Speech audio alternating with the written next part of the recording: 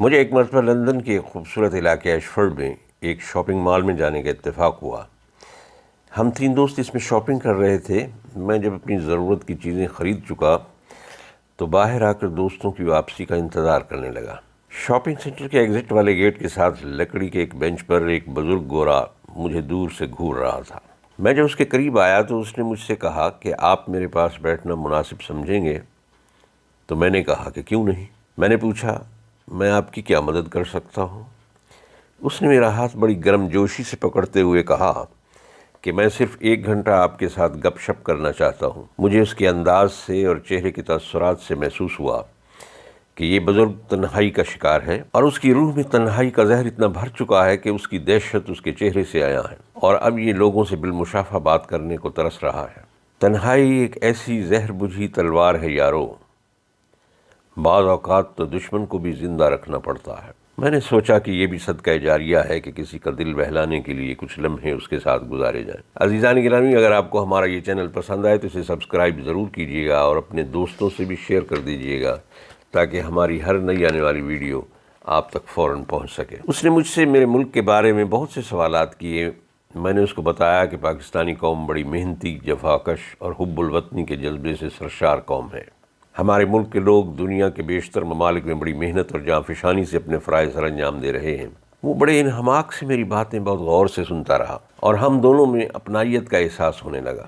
اب اس کے چہرے پر مایوسی کی بجائے مسکراہٹ اور خوشگوار تاثرات ظاہر ہونے لگے۔ پھر اس نے اپنی گھڑی پہ نگاہ ڈالی تو 1 گھنٹہ گزر چکا تھا، مگر ہمیں وقت کے گزرنے کا احساس تک نہ ہوا۔ اس نے اپنے والیٹ میں سے فوراً 15 پاؤنڈ نکالے اور میری ہتھیلی پر رکھ دیے۔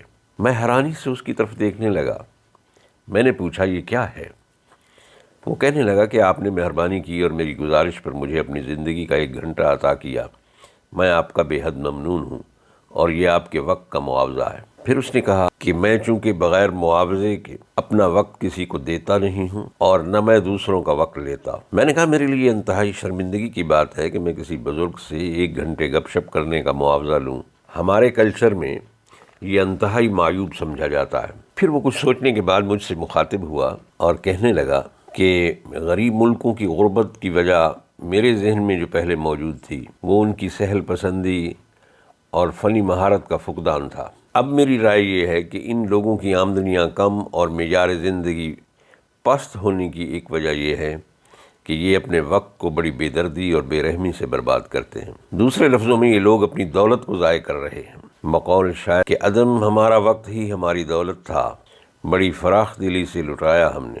اس نے یہ کہتے ہوئے رقم واپس لینے سے انکار کر دیا کہ میں نے آپ سے کچھ وقت نہیں لیا، بلکہ آپ کی سانسیں 1 گھنٹے کے لیے میں نے خریدی ہیں۔ میں نے وہ رقم ساتھ کھڑے ہوئے شخص کو جو وائلن بجا رہا تھا اس کے ہاتھ میں تھما دیے۔ اتنی دیر میں میرے دوست واپس آ گئے۔ میں نے ان کو سارا قصہ سنایا اور ان کو بتایا کہ ان ٹرمز آف منی 1 گھنٹے کی قدر و قیمت یہاں پاکستانی 136 ملٹیپلائی 15 پاؤنڈ یعنی 2040 روپے بنتی ہے۔ 2006 میں پاؤنڈ کی ویلیو پاکستانی کرنسی کے مقابلے میں 136 روپیز تھی۔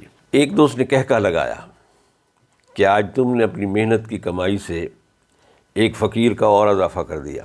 پھر ہم جب بھی فضول کاموں میں وقت کو ضائع کرتے تو مذاق میں ایک دوسرے سے کہتے کہ ان ٹرمز آف منی اتنے 1000 روپے کی ہم نے آج فضول خرچی کی ہے۔ عزیزان گرامی، آپ صاحب علم و دانش ہیں۔